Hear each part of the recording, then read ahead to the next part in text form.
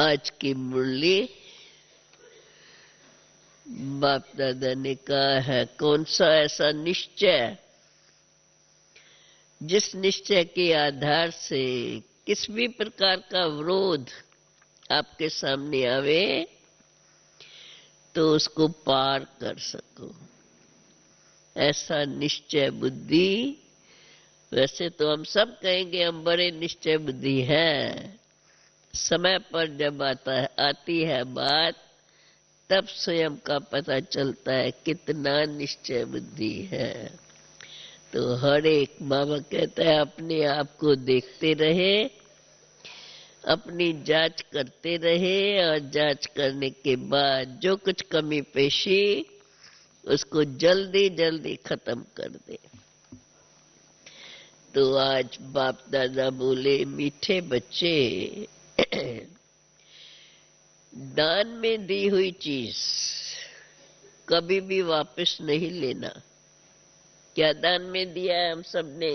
हाँ, दिया है सभी ने दान में।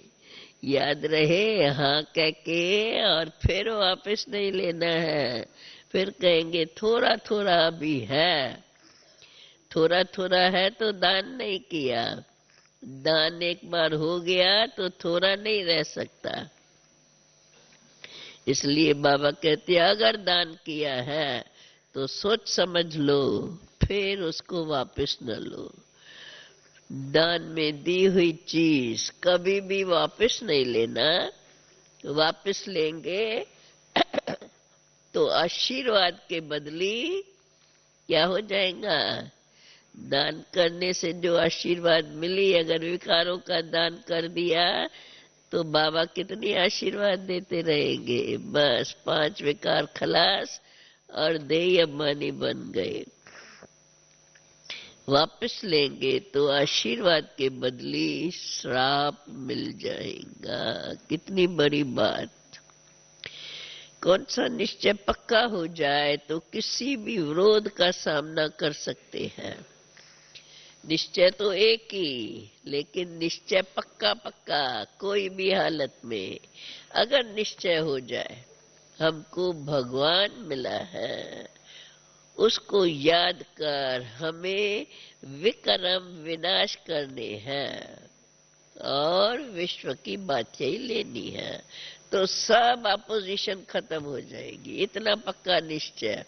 और निश्चय से इतनी निर्भयता। जब इतनी निर्भयता हो तभी कोई भी विरोध हो सामने तो हम सामना कर सकते हैं।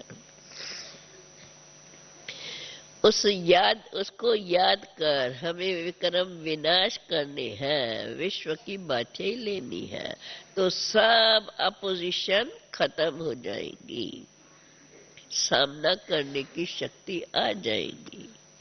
निश्चय की कमी है तो मूंझ जाते हैं, फिर ज्ञान को भी छोड़कर भक्ति में लग जाते हैं। मुरली में गीत है, तुम्हें पाके हमने जहान पा लिया है, जमीन तो क्या आसमान भी पा लिया। कितना नशा, इतना नशा हम सबको रखना है। इतना नशा रहे तो कोई हमारे सामने खड़ा नहीं रह सकता। बाबा कहते हैं ये गीत कौन सुनते हैं? बच्चे सुनते हैं, और बच्चे ही यथार्थ अर्थ को भी समझते हैं। प्रजा भी जो सुनती है वह भी तो विश्व का मालिक बनती है। जो नशे से बोलती है तो वह भी तो विश्व का मालिक बनती है। जैसे भारतवासी सब कहते हैं हमारा भारत, हमारा राज। जब राज लिया तो सब कहेंगे ना अभी हमारा ही राज्य है। वहां भी सत्युग में भी यथा राजा रानी तथा प्रजा, सब समझते हैं हम विश्व के मालिक हैं। जैसे जब यूरोप वासी आए, भारत में जब आए तो वह भी कहते थे हम हिंदुस्तान के मालिक हैं। उस समय फिर हिंदुस्तानी नहीं कहेंगे कि हम हिंदुस्तान के मालिक हैं, वे तो गुलाम थे, राजाई सारी उन्हों के हाथ में थी। फिर हमारा राज भाग फिर किसने छीना? रावण ने छीन लिया। अभी हमको अपना राज चाहिए। ये तो अभी है पराया राज, गाया भी जाता है, दूर देश के रहने वाले आए देश पराए। बाबा कहते हैं अभी तुम बच्चे अपना राज ले रहे हो, ये तो अभी पराया राज्य है, क्योंकि रावण का राज्य है, गाया भी जाता है।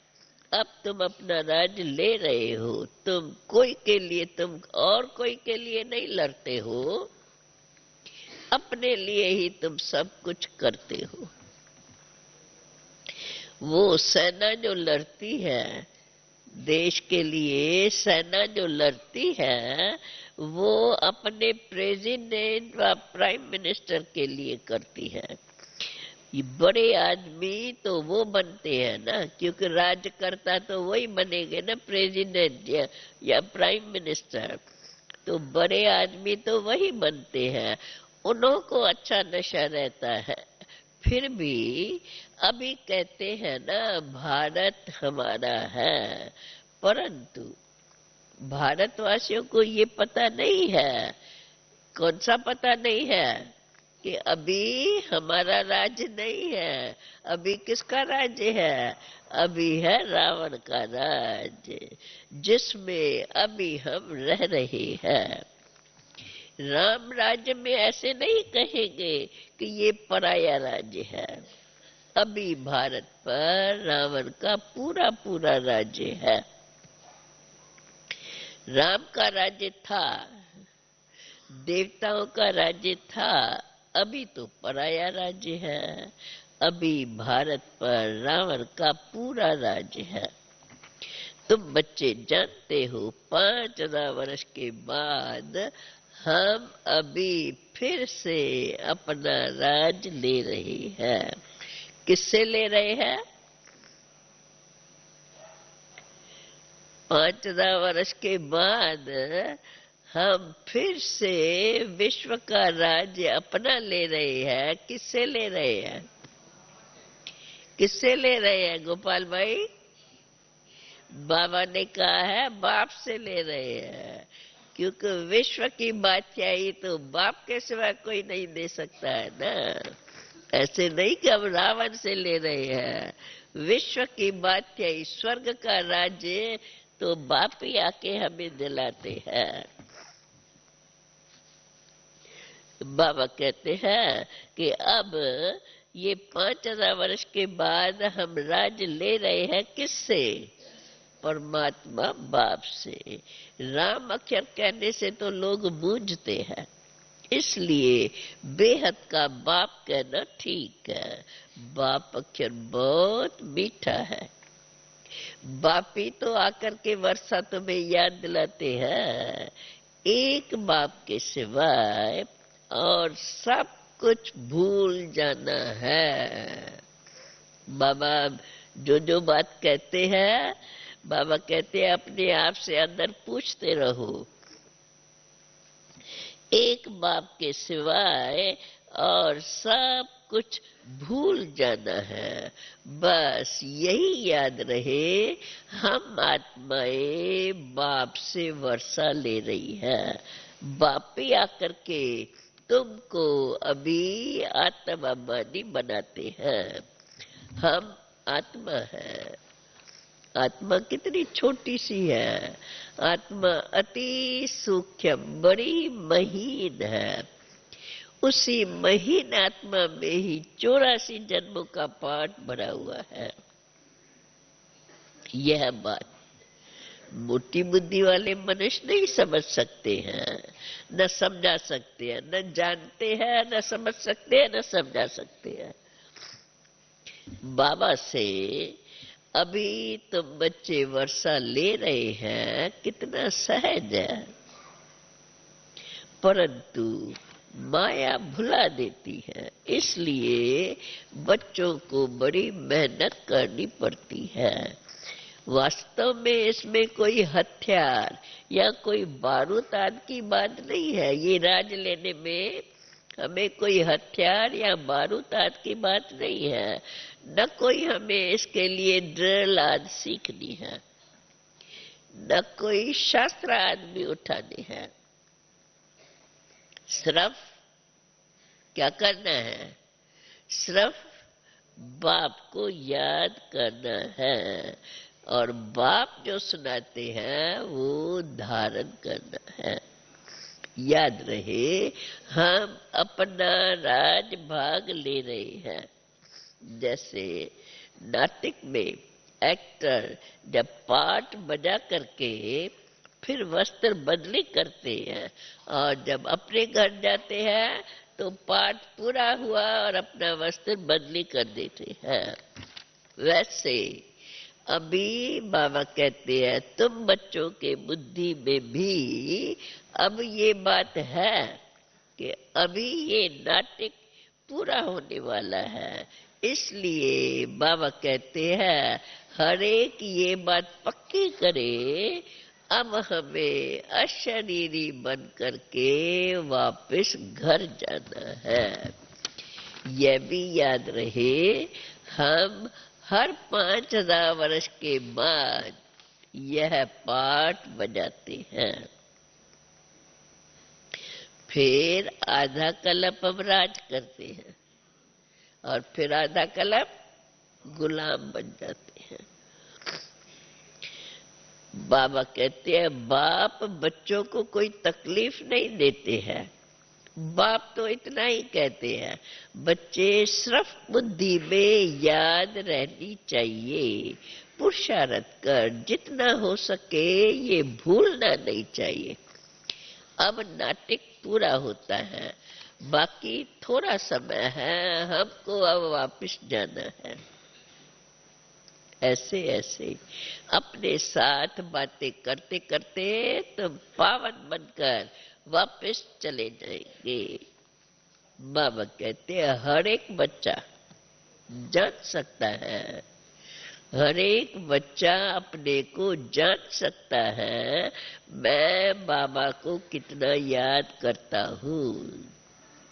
चाहे कोई चार्ट लिखे या न लिखे, परंतु बुद्धि में तो रहता ही है ना। तो सारे दिन में हमने क्या क्या किया। जैसे व्यापारी लोग अपनी मुरादी रोज संभालते हैं ना, ये भी व्यापार है। रात्रि को सोने के समय जांच करते हैं सारे दिन में बाप को कितना याद किया, कितनों को बाप का परिचय दिया। जो होशियार होते हैं उनका धंधा अच्छा चलता है। जो बुद्धू होगा धंधा भी ऐसा ही चलेगा। यहाँ तो तुम्हें अपने लिए ही सारी कमाई करनी है। बाप तो सिर्फ इतना ही कहते हैं, बच्चे मुझे याद करो, चक्कर को याद करो, तो चक्रवर्ती राजा बन जाएंगे। बाकी इसमें टू मच आशाएं नहीं रखनी चाहिए। देखो गांव में रहने वालों को आशाएं कम होती है, शाहूकारों को बहुत आशाएं होती है। गांव वाले तो बेचारे अपने गरीबी में ही खुश रहते हैं, बस रोटला खाने पर हिर जाते हैं, सूखी रोटी खाने की आदत पड़ जाती है। शाहूकारों में तो इच्छाएं बहुत होती है, ये भी चाहिए ये भी चाहिए, खाने पर भी भिन्न भिन्न प्रकार की वैरायटी चाहिए। माँ बाप को ही तंग कर देते हैं।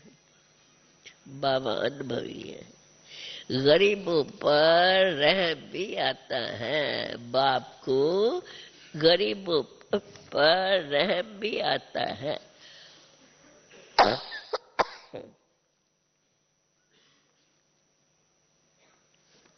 गरीब देखेंगे इतना बड़ा आदमी कोई शाहूकार आकर के ज्ञान सुनता है तो गरीब देखेंगे, इतना बड़ा आदमी ज्ञान सुनता है तो हम भी जाकर सुने। बाबा ने देखो चित्र तो बहुत अच्छे अच्छे बनवाए हैं। कोई कोई बच्चे आके कहते हैं बाबा हमको सर्विस चाहिए। बाबा कहते हैं पहले तुम होशियार तो बनो, फिर सर्विस पर जाओ, क्योंकि आजकल भक्ति का भी बहुत जोर है। एक तरफ समझाओ और दूसरे तरफ फिर गुरुओं के चक्री में चले जाते हैं। वे डरा देते हैं, गुरु डरा देते हैं, अगर तुम भक्ति नहीं करेंगे तो तुमको फल कैसे मिलेगा। भक्ति से ही तो भगवान मिलता है। जब तक इस ज्ञान में कोई पक्का हो जाए, पूरा जब तक निश्चय हो हमको तो भगवान मिला है। भगवान हमें कहते हैं मुझे याद करो तो तुम्हारे विक्रम विनाश हो जाएंगे। तो जब यह पक्का निश्चय जम जाए तब ही किससे सामना कर सकते हैं। बाकी तो इस समय तुम्हारे से अपोजिशन भी बहुत है। तुम एक बात कहते हो तो वे दूसरी बात कहेंगे। दुनिया में तो बहुत मठ पंथ समाज है जहां मनुष्य जाकर कुछ न कुछ सुनकर आते हैं। गीता का भी तो भिन्न भिन्न अर्थ सुनाते हैं तो मनुष्य बेचारे फंस पड़ते हैं। सन्यासी कभी भी गृहस्थियों को ये नहीं कहेंगे, क्या नहीं कहेंगे, क्या नहीं कहेंगे। सन्यासी कभी भी गृहस्थियों को ये नहीं कहेंगे कि विकार में मत जाओ। अगर वो कहे भी निर्विकारी बनो, फिर क्या होगा। चलो वो कहते हैं निर्विकारी बनो, पर निर्विकारी बनने से तुम्हें प्राप्ति क्या होगी वो एम ऑब्जेक्ट का तो उनको पता ही नहीं है। उल्टा रास्ता बताने वाले दुनिया में अभी बहुत है। सच्चा रास्ता बताने वाले तो बहुत थोड़े से तुम लोग ही हो। उन पर भी थोड़े से है, उन पर भी माया का बहुत वार होता है। दिल कहे कि पवित्र बने, परंतु माया बुद्धि को फिराती रहेगी, बहुत खराब खराब ख्यालात लाती रहेगी, क्योंकि माया की अभी लड़ाई बहुत है। चलते चलते बहुत तूफान आते हैं। अगर कोई भी विकार का भूत अंदर होगा तो दिल को खाता रहेगा। कोई को कहेगा क्रोध का दान दो, और खुद अगर क्रोध करते रहेंगे तो लोग कहेंगे अरे तुम खुद ही क्रोध करते रहते हो, फिर हमको कैसे कहते हो क्रोध नहीं करो। क्रोध को भी छोड़ना ही पड़े। क्रोध कोई छिपा कर तो नहीं किया जाता है। क्रोध में तो बहुत बड़ा आवाज होता है। आपस में लड़ते हैं, एक दो को गालियां देते हैं। बाबा देखते हैं क्रोध का भूत निकलता ही नहीं है। कोई कोई यह सन्मुख बाबा के होते भी क्रोध कर लेते हैं। बहुतों में क्रोध का भूत आ जाता है। ये बहुत खराब है, तंग करते हैं। बाबा तो फिर प्यार से समझाते रहते हैं अगर नाम बदनाम करेंगे तो फिर पद भी तुम्हारा भ्रष्ट हो जाएगा। ये तो समझना चाहिए कि तुमने 5 विकार बाबा को दान दे दिए हैं, फिर तुम वापस क्यों लेते हो। अगर फिर क्रोध कर लिया तो तुम्हारा ये ग्रहण माया का छूटेगा नहीं, फिर वो और भी वृद्धि को पाता रहेगा। बाप की आशीर्वाद मिलने के बजाय तुम्हें श्राप मिल जाता है क्योंकि बाप के साथ धर्मराज भी है। अब यह भी ड्रामा में दूध है, दान देकर फिर वापस लेते हैं, तो यह भी ड्रामा में दूध है। बाप के साथ धर्मराज है तो वो सजा दे ही देता है। सत्युग में तो है सब पुण्यात्मा, वहां कोई भी पाप नहीं करते हैं। अभी तो तुम्हारे पर जन्म जन्मांतर के पापों का बोझा सिर पर बहुत है, तो पहले तो वे योग बल से तुम्हें कट करने हैं। माया बड़ी खराब है। देखो बहुतों में लोभ भी है, कपड़े का लोभ, जूते का लोभ, पाई पैसे के बाद का लोभ, तो झूठ बोलते रहेंगे। ये सब लोभ की निशानियां हैं। झूठ बोलते हैं, ये सब लोभ की निशानियां हैं। देखो बाबा के पास यहाँ तो तुमको सब कुछ मिलता रहता है, बाहर में तो देखो क्या लगा हुआ है, घर घर में खिटखिट लगी हुई है। संग भी बहुत खराब है। देखो पति ब्राह्मण बने और स्त्री शूद्र।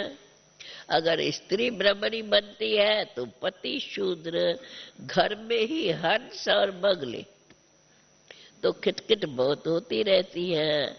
तो अपने को शांत रखने की युक्ति रखनी है। घर बार छोड़ना भी बाबा अलाउ नहीं करते हैं।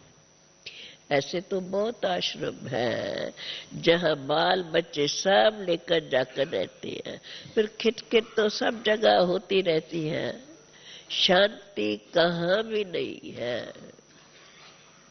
सच्ची सच्ची शांति, सुख, पवित्रता 21 जन्मों के लिए बाबा कहते तुम बच्चों को अब मिल रही है। ऐसी ऊंची मत, जो पवित्रता, शांति और सुख मिल जाए, ऐसी ऊंची मत और कोई भी दे नहीं सकता। बाबा कहते हैं मैं देखो तुम्हारे लिए कितना दूर देश से आता हूं तुम्हारी सर्विस करने। तुमको भी सर्विस करनी है। प्रदर्शनी मेले में बहुत नहीं जल्दी समझ सकते हैं, भल गवर्नर आकर के ओपनिंग करते हैं, परंतु ये थोड़ा ही उनके बुद्धि में आता है। क्या नहीं आता है? प्रदर्शनी आकर के ओपनिंग करते हैं, परंतु ये थोड़ा ही उनके बुद्धि में आता है। क्या नहीं आता है कि इन्हों को पढ़ाने वाला कौन है। ये नहीं समझते हैं कि परमात्मा ही इन्हों को ब्रह्मा के द्वारा पढ़ाते हैं, वही इन्हों को श्रेष्ठाचारी बना रहे हैं। भल वो ये भी लिखते हैं कि मैं मानता हूं गीता भगवान ने गाई है, भगवान शिव ने, ऐसे ऐसे भी लिखते थे। लिख दिया, परंतु बुद्धि में थोड़ी बैठता है। बुद्धि में बैठे तो पुरुषार्थ भी करे, तो न बुद्धि में बैठता है न पुरुषार्थ उनका चलता है जास्ती समझने के लिए। अब बाबा कहते तुम बच्चों के बुद्धि में है। क्या है हमारे बुद्धि में? शिव बाबा ब्रह्मा के द्वारा हमें कहते हैं बच्चे मुझे याद करो तो तुम ऐसे लक्ष्मी नारायण जैसे बनेंगे। अब यह पैगाम तुमको सबको सुनाना है। तुम अभी हो पैगंबर के बच्चे, और तो जो भी आते हैं वे तो धर्म स्थापक अपना अपना धर्म आके स्थापन करते हैं। बाबा कहते हैं तुम बच्चों को तो जाकर के भगवान का मैसेज सुनाना है कि अब बाबा नई स्वर्ग की दुनिया की स्थापना करा रहे हैं। बाबा कहते हैं अगर तुम मुझे याद करेंगे और पवित्र रहेंगे तो तुम भी स्वर्ग के मालिक बन जाएंगे। घड़ी घड़ी यह ख्यालात तुम्हारी चलती रहनी चाहिए। बाबा कहते हैं कच्ची अवस्था होने के कारण धंधे धोरी में जाते हैं तो फिर बाप को भूल ही जाते हैं। फिर जो कुछ महावाक्य सुनते हैं वह भी उनके लिए जैसे व्यर्थ हो जाते हैं। एक नहीं तो देखो भगवान वाच एक एक रतन कम नहीं है। अगर सचमुच उसको सोचे और उसी के अनुसार अपनी धारणा बनाए तो बाबा कहते हैं एक एक महावाक्य कम नहीं है। एक रतन भी स्वर्ग का मालिक बना देता है। गाते तो है ही भारत हमारा बहुत ऊंचा देश है। बाबा कहते हैं अभी तुम बच्चे जानते हो हमारा भारत जो स्वर्ग था वो अभी नर्क बना है।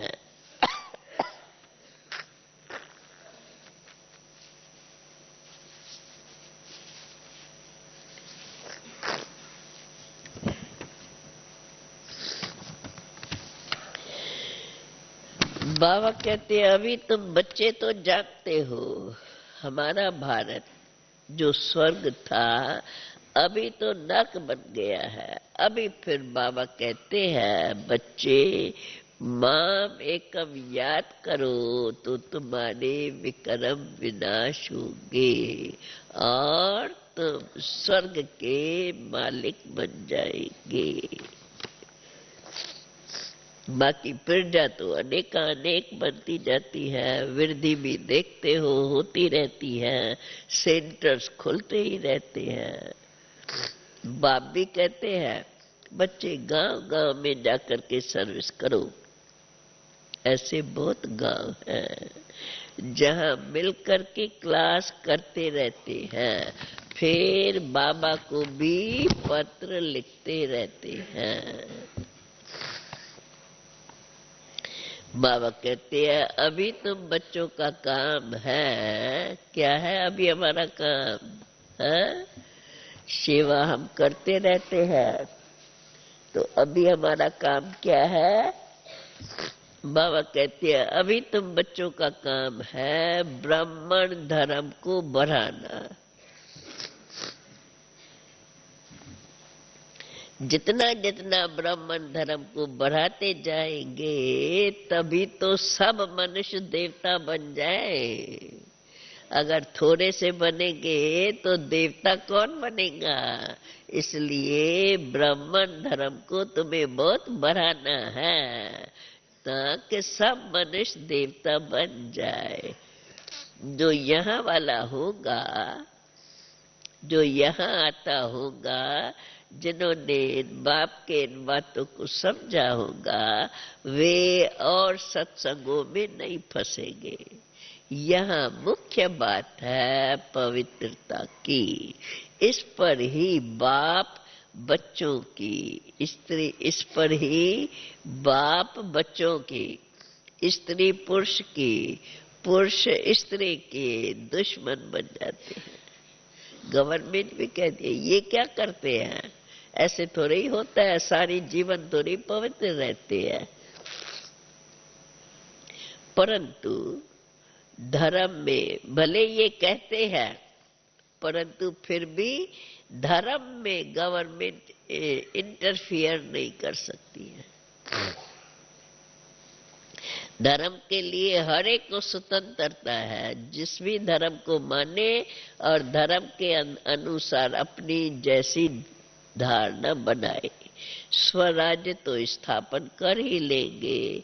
पहले जो लड़ाई लगी है उसमें और अभी रात दिन का अंतर है।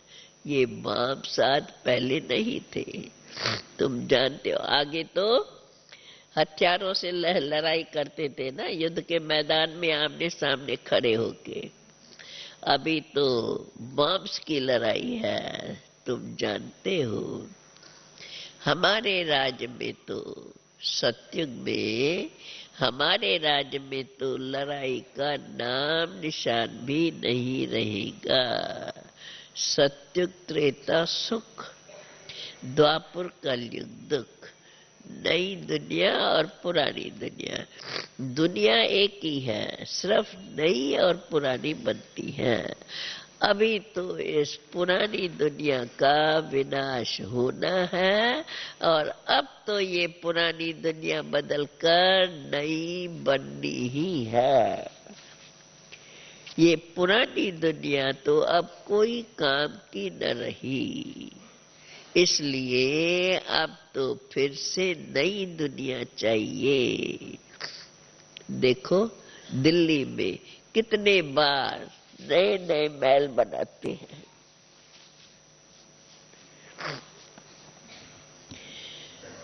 जो जो नया आते हैं राज करता है, वो फिर अपने अपने महल बनाते हैं।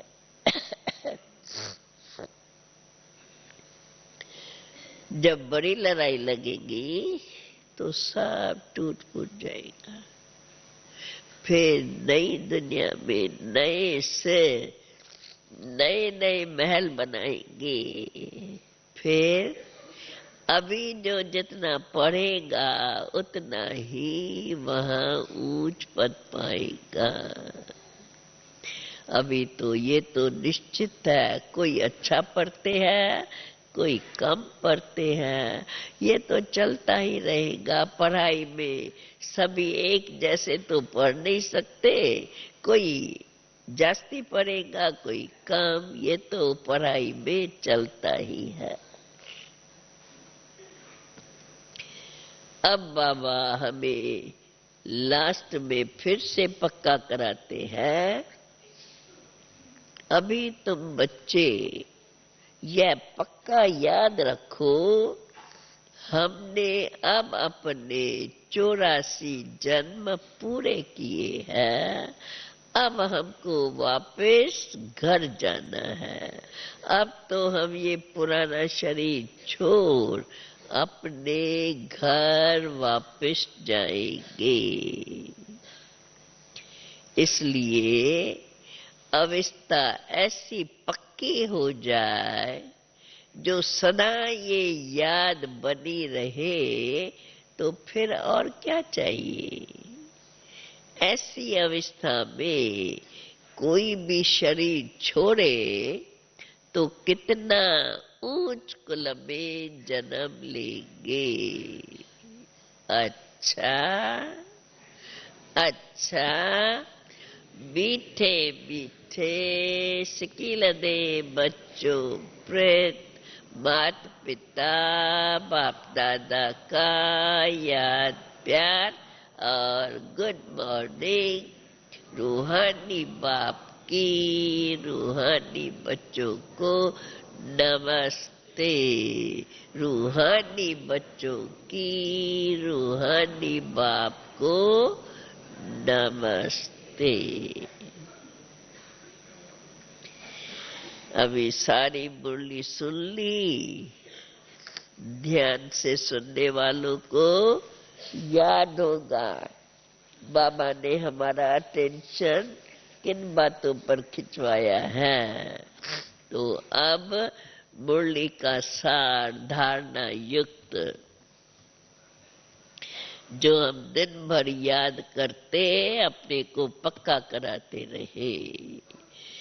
अपनी कमाई जमा करने के लिए, अपनी कमाई जमा करने के लिए बाप और चक्कर को याद करते रहना है।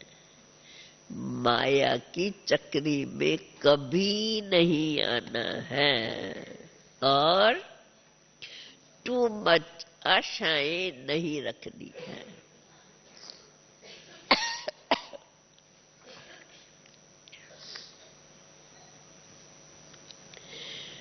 मनुष्यों को देवता बनाने के लिए अपने ब्राह्मण धर्म को बढ़ाना है। गांव गांव में जाकर सेवाएं करनी है। ये शार्ट में 2 पॉइंट। अभी फिर से हम सुनते हैं वरदान। आज का वरदान, शक्तियों की किरणों द्वारा कमी कमजोरी रूपी किचरे को भस्म करने वाले मास्टर ज्ञान सूर्य भव। शक्तियों की किरणों द्वारा कमी कमजोरी रूपी किचरे को भस्म करने वाले मास्टर ज्ञान सूर्य भव।